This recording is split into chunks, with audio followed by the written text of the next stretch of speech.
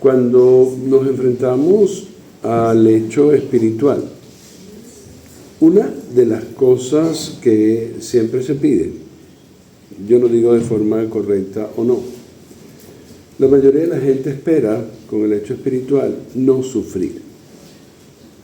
¿Sí? Independientemente si hay razón para sufrir o no, para mí sí la hay. Hay que matizar bien lo que significa sufrir. Y quiero destacarlo en dos conceptos sencillos: en sufrimiento y dolor. Cuando se habla de un dolor, se habla de un hecho, ¿ok?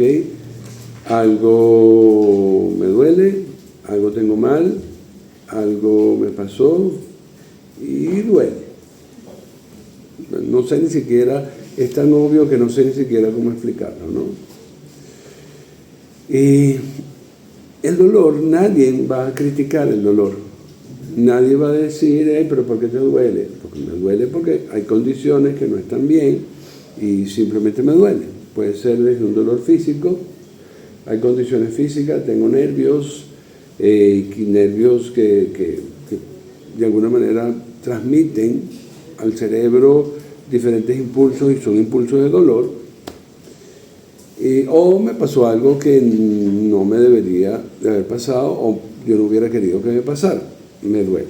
Nadie va a decir, nadie va a criticar el dolor. El dolor es un hecho. Pero el sufrimiento, ¿qué es?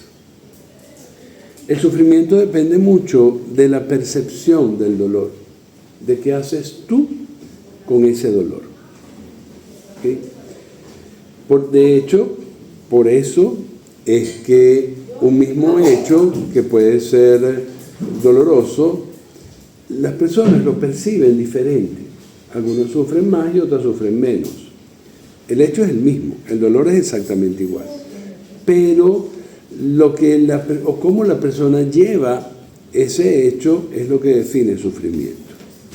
Ahora bien, cuando estamos hablando de sufrimiento, depende mucho de cómo la persona maneje el hecho. Depende mucho de cómo la persona traduzca, maneja, interpreta el hecho del dolor. Entonces, en la parte espiritual es lógico pedir que el dolor se vaya. En principio no, porque es un hecho. Lo que espiritualmente se pudiera pretender es evitar el sufrimiento. Pero voy a continuar. Si el sufrimiento depende de lo que yo tengo dentro, de cómo yo gestiono, manejo, gerencio ese hecho doloroso, es mucho pretender que lo espiritual modifique automáticamente lo que yo tengo dentro. Ante un sufrimiento, que es la actitud, repito, que yo tengo ante un dolor, Dios no va a venir a cambiar lo que yo tengo dentro. Porque sería muy fácil, mejor dicho, sería muy cómodo, ¿okay?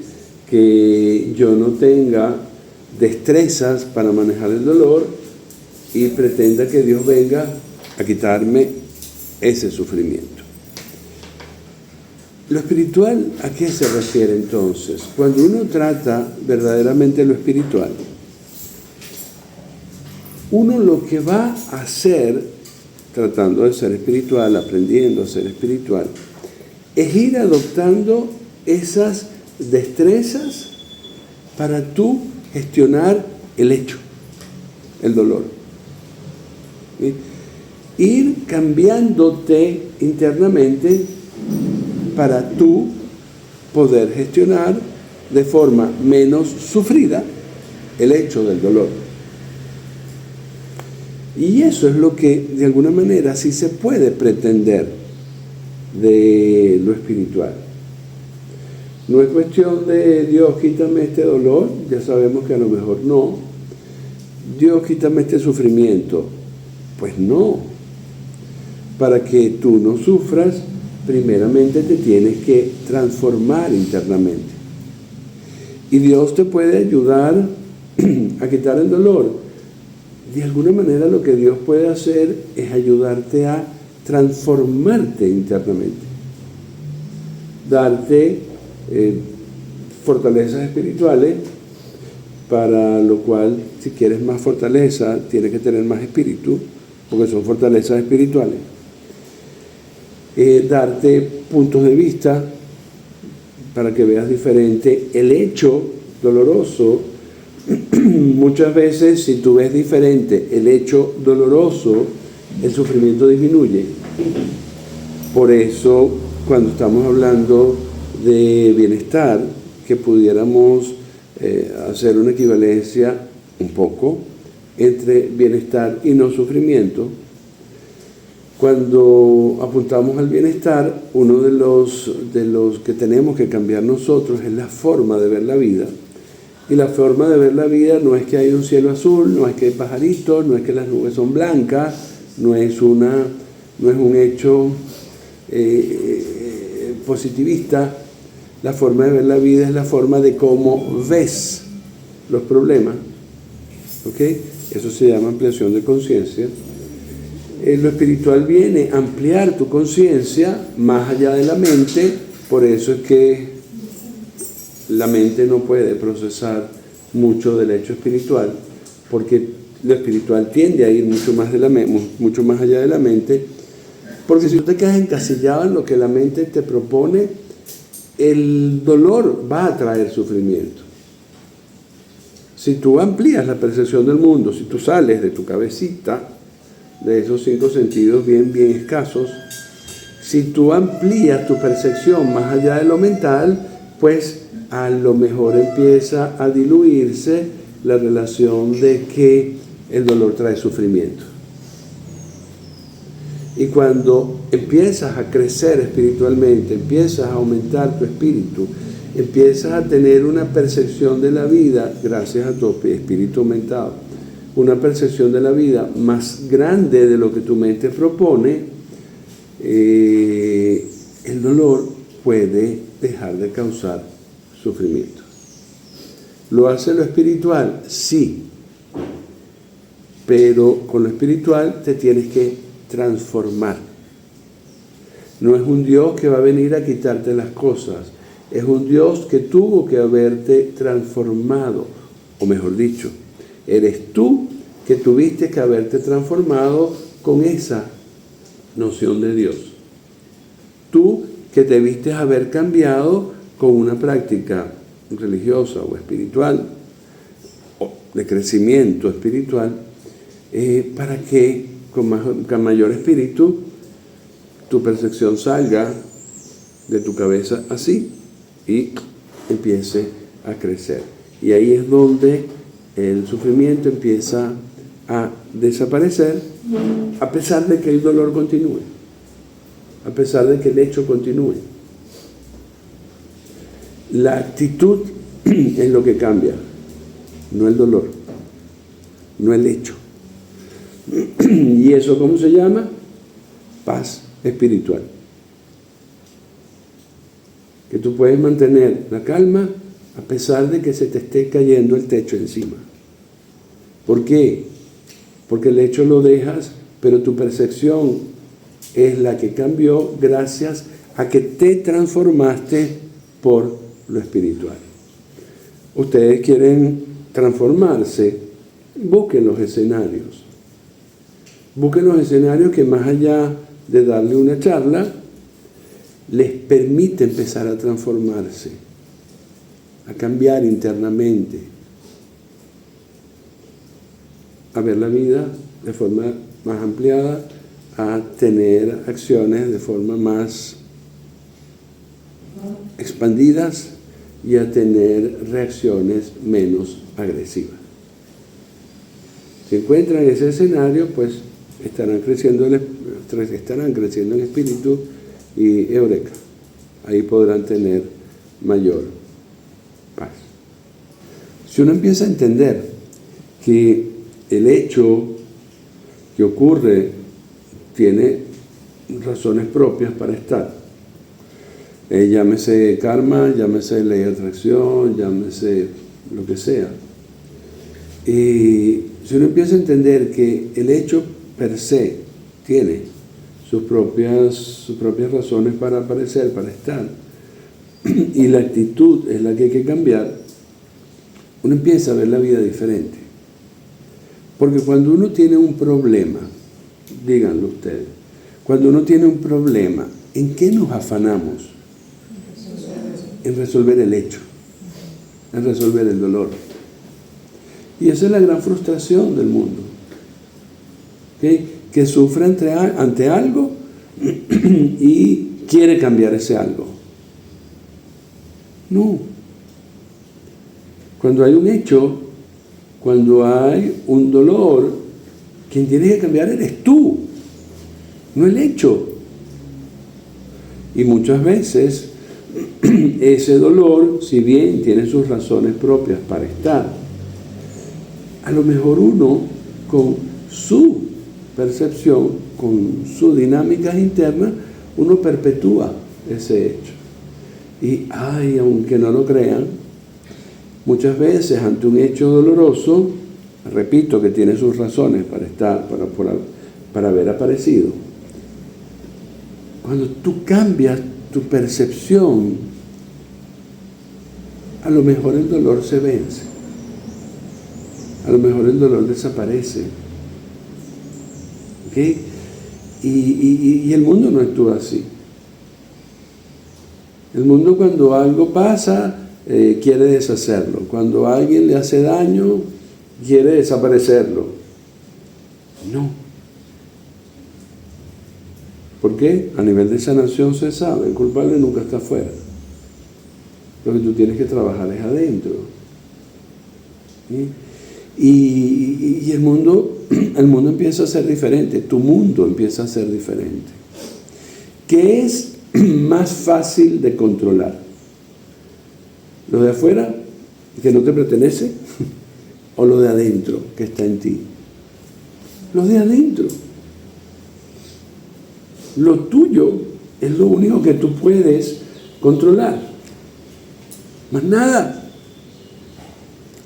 Tú no puedes controlar las situaciones, tú no puedes controlar las personas, tú no puedes. Porque ellos tienen sus razones de haber aparecido, de ser así.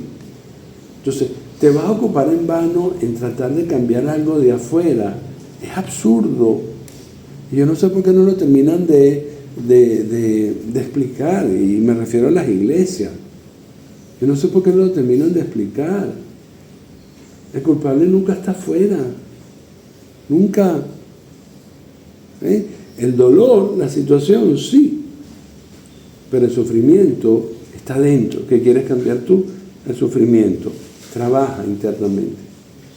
Pero para eso tienes que entender el concepto, la diferencia entre dolor y sufrimiento que acabo de explicar. Es lo que realmente nosotros podemos trabajar. Y a lo mejor, solo a lo mejor, cuando tú trabajas tu interior y dejas de sufrir, el dolor desaparece. ¿Por qué? Ya para terminar. Por algo hermoso. Tristemente hermoso.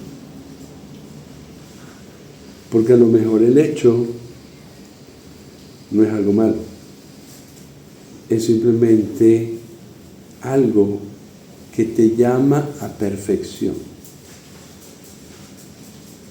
Las cosas complicadas que te suceden, o las cosas complicadas que suceden, no están ahí por mal. Están ahí con la única intención de que tú despiertes, tengas la visión desde tu espíritu y comiences a mejorar, comiences a transformarte. Y si algo te produce o te permite o te invita a mejorar, ese algo no es malo. Vas a satanizar algo que lo único que quiere es que tú cambies para bien. Vas a satanizar algo que lo único que quieres es que tú te perfecciones. ¿No?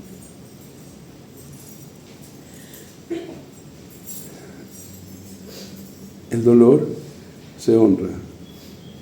El sufrimiento no se permite. Eso es la máxima espiritual que les propongo. Muchas veces esa mala interpretación de lo que es el dolor y el sufrimiento es lo que nos define como esclavos. Estamos esclavizados. La gente siempre promulga ser libre, yo soy libre. Somos esclavos. ¿Por qué? Porque si te pasan cosas buenas, te alegras. Si te pasan cosas malas, sufres. No eres dueño de tu vida. No eres dueño de tu vida. Tu vida no te pertenece. Tu vida o tu percepción de la vida o tu estado le pertenece a lo que en el mundo suceda. Eso es esclavitud. Tú no puedes decidir. ¿Okay? Cuando uno empieza a trabajar personalmente en uno mismo para erradicar ese dolor, para erradicar el sufrimiento, la respuesta al dolor, cuando uno empieza a trabajar en uno mismo para erradicar el sufrimiento, entonces eres libre. ¿Por qué? Porque a pesar que pueden pasar cosas complicadas, no es que tú vas a estar alegre, pero puedes mantener la tranquilidad, puedes mantener la calma. Y si pasan cosas buenas, pues también la mantiene, o la disfruta, lo que tú quieras. Entonces, el dejar de ser esclavos de esta vida es precisamente trabajar tu parte interna, trabajarte tú adentro, tener esas destrezas, que ya lo saben son espirituales, tener esas destrezas para no depender del mundo. Eso es libertad. Y únicamente se consigue trabajando espiritualmente, creciendo espiritualmente. Porque es lo que te libera. La gente tiene una mala percepción de la libertad y no están siendo libres. Lo que tienen es desidia. Ay, no me importa lo que pasa. Ay. Tanto te importa que tienes que decir que no te importa. ¿Sí? Pero si tú cambias y puedes cambiar tu actitud ante el hecho del dolor, el dolor no te controla. Las situaciones que pasan no te controlan. Si eso no lo logras con espíritu, eres un esclavo que ni siquiera te pertenece. Ni siquiera cómo te sientes lo puedes usar. ¿Sí? Entonces esa esclavitud que muchos promulgan haberse liberado, si no se hace del espíritu, es la mentira más grande del mundo. La mentira más grande del mundo. Porque entonces me molesto si me pasa algo que no me gusta. Y me alegro si sucede algo que sí. Eso es esclavitud. Mucha gente cree que a las personas espirituales no les duelen las cosas. Claro que sí. Si yo pongo mi mano en una hornilla caliente, obviamente me va a doler, por muy espiritual que uno asuma ser. Claro que va a doler. Si a mí me pegan un palazo en la cabeza, claro que va a doler y nadie me va a decir, ay maestro, pero usted es tan espiritual, ¿por qué le dolió? Porque me pegaron un palazo en la cabeza. Lo espiritual va a marcar cuál es tu reacción ante eso, cómo tú te comportas ante eso. ¿Sí? Si ante un hecho doloroso te cambia internamente, ahí no tienes nada. No tienes nada dentro. Va a depender de lo que te pasa. Pero si a pesar de que te pasa algo y tú puedes mantener, como dije, esa calma, ahí tú estás demostrando que eres espiritual. no dejándote controlar por lo que pasa. Y si vamos a más profundidades, no te controla ni las cosas buenas. Porque esa es otra forma de verificar. ¿Cuánto tú dependes del mundo? Si tú te alegras mucho, mucho, mucho por las cosas buenas que te pasan, probablemente te vayas a caer mucho, mucho, mucho por las cosas malas. La paz espiritual, esa que se consigue transformándote internamente con argumentos espirituales, se parece más a ecuanimidad. ¿Okay? A ese lago en calma. Que si le cae una piedra, ¡pum!, produce ondas y después se calma. Pero tampoco está con olas de surfista para que la gente disfrute. No. Es calma. Si te pasan cosas duras, te mantienes en calma. Pero si te pasan cosas gloriosas, te mantienes en calma. Porque en realidad la paz no es disfrute. La paz es independencia del mundo. Eso es la paz. Entonces, muchas personas dicen, yo tengo mucha paz, y viven en una fiesta constante. Cuando, como dicen por ahí, cuando te apaguen el parque, vamos a ver cómo te quedas.